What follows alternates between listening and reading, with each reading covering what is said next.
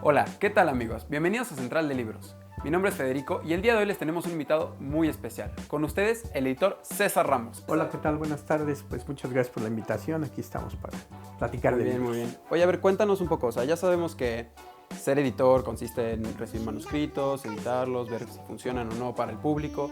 Pero me gustaría saber un poco más. O sea, también como tu día a día, cómo funciona, qué otras cosas haces también. Bueno, pues puedo decir que el trabajo del editor es muy apasionante, muy divertido y que todo el tiempo aprendes cosas.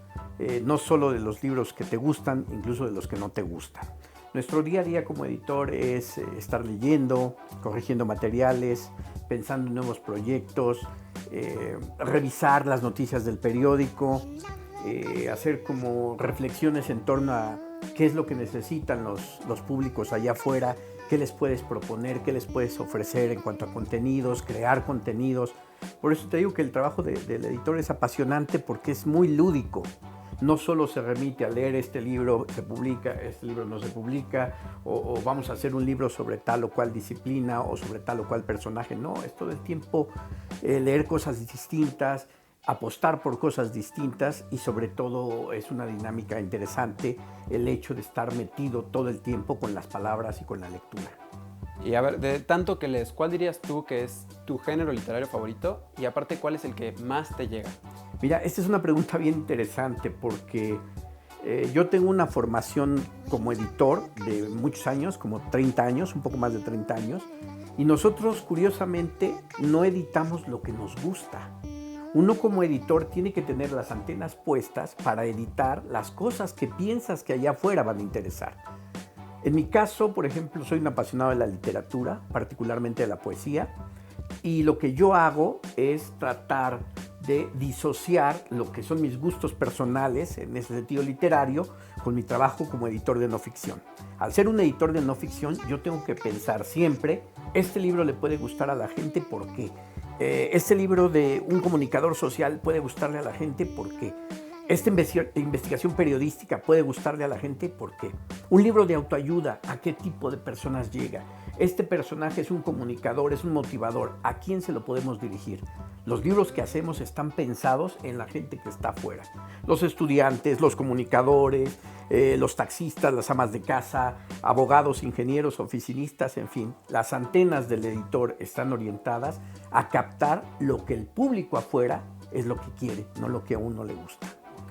Que eso está muy difícil, ¿no? Así es complicado porque muchas veces apuestas por contenidos y no te va bien, no hay los resultados esperados, pero también hay ocasiones en las que un libro que tú llevas pensando algún tiempo resulta que es un hit y pega y se vende muy bien, y sin importar si es una cuestión comercial, si es una cuestión literaria, si es una cuestión histórica, en fin, como editor de no ficción las antenas tienen que estar muy bien puestas para captar el interés de las personas y sobre eso hacer los libros. Y algo que voy a añadir que es muy importante es que el trabajo de editor no es aquel que diga yo soy editor de literatura, yo soy editor de libros para niños. No, el editor completo tiene que editar todo. Tiene que ser capaz para entender los mercados y tiene que ser capaz para rodearse de un equipo que sea muy atento y cuidadoso tanto en las ediciones como en los contenidos. Este es un trabajo de equipo, este es un trabajo de empresa, pero el editor, insisto, tiene que editar todo. Y por ejemplo, ¿cuáles son las experiencias que has obtenido durante tu trayecto profesional que te han permitido, como a la hora de recibir un manuscrito, decir, bueno, ok, este es de periodismo, esto es como la forma en la que lo tengo que ver y este es el público que necesita este libro? Mira, cuando tienes tantos años en el trabajo editorial, como te decía hace rato, tengo 32 años en la industria editorial, empecé muy joven, empecé a los 19 años a trabajar en el Fondo de Cultura Económica y para mi buena fortuna y gracias a Dios yo no estudié. Yo era nada más un lector de a pie y resulta que cuando tenía un maestro en la prepa me llevó un día a entregar una traducción al Fondo de Cultura Económica y desde el momento en que yo fui a las oficinas dije yo quiero trabajar aquí. Y así exámenes me reprobaban hasta que un día me quedé. Entonces la experiencia que te da el leer todos los días, como desesperado, como pinche loco, leer todos los días miles de contenidos, miles de cosas, te permite tener las antenas puestas. Insisto, esto de poder decir este libro se publica es porque ya tienes un bagaje de lecturas considerable. Si te llega un libro de autoayuda y tú dices, ¿por qué puede funcionar? Porque me está dando herramientas sólidas para el bienestar de las personas. Pero resulta que estas opiniones ya se dijeron mucho en este y otro libro. Entonces no me sirve, no me funciona. Pero si ese libro de repente, porque así es el mercado, está escrito por una personalidad comercial que puede tener un buen pegue, una buena presencia, entonces lo tomas, porque entonces buscas hacer un editor marca. Y esto es muy complejo, y esto se da con el tiempo, con la experiencia de estar revisando libros, de estar viendo qué está posicionado en las librerías, de estar checando qué se vende, qué no se vende, o cuál es la tendencia. Y entonces como lector ávido, tienes que tener una especie como de bipolaridad, que consiste en el editor, es el que sabe en qué disciplina estoy, por ejemplo, no ficción, voy a hacer libros de no ficción, voy a hacer libros de autoayuda, desarrollo humano, superación personal, entonces tengo que tener las antenas para esos temas. Y el lector tiene que atender los gustos personales y los libros que a mí me gustan, pues ya sabré dónde conseguirlos, ¿no?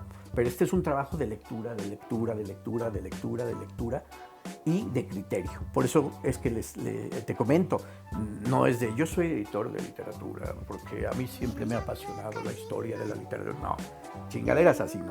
Nosotros buscamos crear contenidos y uno como editor tiene que tener siempre las antenas puestas. Muy bien. Y ahora todo esto que nos cuentas de ser editor, ¿tú considerarías que el editor es como el héroe desconocido de toda esta historia? No, mira, estas son cuestiones más románticas. Las personas que entramos a esta cuestión de la edición es por el mero gusto y el placer de leer y de hacer libros. Yo siempre he pensado, y esto es una cuestión muy interesante, el editor también es un escritor. Yo, los colegas que tengo, compañeros que tengo, incluso maestros míos, en el sentido de maestros de vida, no de escuela porque no estudié, mis maestros fueron escritores o son escritores. Mis compañeros escriben, el editor es un escritor, el traductor es un escritor. Entonces, pues estas cosas de estar como a la sombra, el que quiere hacer sus libros, hace sus libros. Y trabajamos haciendo libros, que esa es otra cuestión, ¿no? Pero no es para nada como una profesión en el sentido de, está uno a la sombra, no tiene uno el crédito. A veces es medio ingrata esta chingadera en el sentido de que hay ocasiones en que trabajas mucho con un libro y de repente lo abre tu director, tu jefe, tu amigo. Oye, mira, aquí se les fue. Y dices, puta madre, cuidas tanto el libro, estás tan ocupado en eso, que de repente se van cosas. Y errores de humanos, entonces ni modo de forma parte digamos, de la experiencia como editor, ¿no? Pero no, el editor no está a la sombra de nada, el editor hace su trabajo como lo hace el carpintero, como lo hace el taxista, como lo hace el maestro albañil, como lo hace cualquier persona, ¿no? Y yo, pues como no estudié, pues terminé como editor. Mi madre me lo decía, chíngale, cabrón, si no vas a terminar como editor, y ni modo, por desobedecer a mis padres, pues aquí estoy dando tristezas, editando libros, pero me apasiona y me alegra mucho. Bueno, vamos a las últimas preguntas. Quiero volver un poco a la revisión de libros. Así es. ¿Alguna vez has eliminado algún libro, o sea, bueno, es decir, no revisado por su título o por su portada? No, o sea, nosotros tenemos que tener un criterio, como te decía hace rato, amplio. Incluso hacemos a veces la broma entre los que hacemos no ficción y decimos que no tenemos escrúpulos, porque podemos editar cosas que pueden ser tan de gusto muy popular, que a lo mejor la mayoría de las personas cree que no se consume, hasta cosas que pueden ser demasiado temerarias. Entonces, nosotros tenemos que ver si funciona, por qué funciona, porque incluso hasta en las propuestas editoriales, vamos a suponer que yo tengo la vida de un cantante que era un depravado. Nosotros no tenemos el mal gusto como para utilizar la depravación o la pornografía o el sexo explícito como marca de casa, como estandarte. Pero si ese personaje, el libro, tiene un enfoque más humano y advertimos por qué ese personaje tenía esas emociones o esos desajustes, esas exacerbaciones, entonces ya es otro enfoque, ¿sí? Pero nosotros no podemos así de un plomazo rechazar materiales porque no nos gusta o porque nos parecen vulgares o porque nos parecen incongruentes. Tenemos que hacer un análisis y decir, este libro lo podemos hacer porque va a aportar algo a sus lectores, porque tampoco se trata de ser un mercenario de la edición.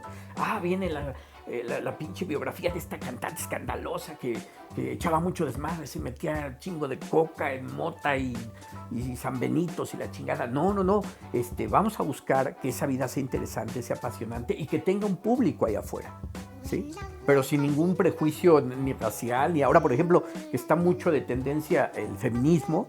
Nosotros hacemos muchos libros en favor, obviamente, ¿no? Y hacemos muchos análisis críticos. Acabamos de publicar hace un año y cachito un libro que se llama #NiUnaMás, el feminicidio en México, ¿no? Tenemos que sumarnos de manera consciente a ese reclamo social de que estamos en un país que se está cayendo a pedazos y que es urgente que se tome en cuenta el respeto a la mujer y más aún el respeto al ser humano. Y nosotros como creadores de contenidos tenemos que ser responsables de ofrecer contenidos comerciales, sí, contenidos que se vendan mucho, sí, pero que tengan algo que aportar a los lectores. Bueno, por último, nos gustaría saber, nosotros que somos alumnos, que somos jóvenes todavía, que estamos viendo cómo funciona el campo laboral, ¿qué consejos nos darías para los que quieren ser editores como tú? Mira, yo creo que la base en cualquier disciplina es la lectura. La lectura, y como te decía hace rato, hay que leer como pinche loco, como endemoniado, como poseído. ¿Por qué? Porque la lectura te permite tener un criterio más amplio. Nosotros como editores tenemos que leer de todo. Tenemos que saber de contenidos. Por ejemplo, está una deportista famosa, esta gimnasta, creo que se llama Paola, o no es Paola, bueno, es una gimnasta que estaba llenita de cuerpo, en fin, y la bulearon mucho, la atacaban en las redes y la jodía mucho la gente. Entonces, esta chava lo que hizo fue revertir esos ataques y decirles, chínguense cabrones, yo soy una fregona, y entonces empieza a prepararse más, a desafiar las cosas que tenía, y resulta que es una triunfadora. Yo no soy experto en gimnasia, no soy experto en deportes, pero puedo decir, aquí esta chava tiene lecciones de vida que hay que aprovechar. Y es un personaje que puede ayudar al público. Así es. Entonces, insisto, la base para cualquier disciplina, cualquiera, es la lectura. Y si uno lee y tiene capacidad de enfocarse a varias cosas, esto es una bendición. ¿Por qué? Porque si tú, por ejemplo, como estudiante de comunicación, llegas algún día a pedir trabajo o vas a una editorial y te dice el editor, bueno, ¿y qué estás leyendo ahorita? Entonces dices, bueno, yo estoy ahorita leyendo una novela de Isaac Bashevis Singer. Dices, cabrón, pues este cuate lee, ¿no? O el clásico pendejo que de repente llega y ¿qué estás leyendo ahorita? Sí, un libro de terapia ocupacional. Cabrón, no me quieras ver la cara, no estás leyendo. El lector habitual siempre tiene presente lo que lee, ¿sí? Y para un trabajo como este, es curioso, la base es la lectura, la base es el conocimiento y el amplio criterio. Y se puede aprender. O sea, hay muchas personas que actualmente de repente dicen, bueno, ¿y es que qué voy a hacer para encontrar trabajo? O sea, no es encontrar trabajo. ¿Qué hago con lo que me gusta? La forma de conseguir vivir. Esa es la base, ¿no? O sea, uno estudia comunicación, voy a una estación de radio y a ver, aunque sea deteniendo los micrófonos. No, cabrón. Hay que hacer cosas que te apasionen y que te gustan y leer un chingo para que te puedas mover en el campo que quieras y hacer lo que quieras, ¿sí? Aquí yo tengo una compañera muy, muy eficaz. Ella es diseñadora y trabaja como editora, ¿sí? Y es nuestro cerebro, ella. Andy Salcedo, es nuestro cerebro, es una persona estructurada, es una persona que conoce los contenidos, que tiene obviamente sus preferencias en cuanto a tipo de libros, pero tiene esa capacidad de poder elegir cosas sociales, cosas culturales, cosas históricas, cosas de salud, cosas de desarrollo humano. Eso es lo que te da la lectura. Cuando lees de todo, estás del otro lado. Pues me parece unos consejos excelentes. Por último, ¿qué libro nos recomendarías? Mira, esta es una cuestión que en cuanto a no ficción, nosotros trabajamos hace 5 años, en el 2014, una biografía de Octavio Paz hecha por un crítico literario, quizá de los más importantes que hay no solo en México, sino en Hispanoamérica, que se llama Christopher Domínguez Michael. Este libro se llama Octavio Paz en su siglo. Ahora está en ediciones de bolsillo. Lo recomiendo, ¿por qué?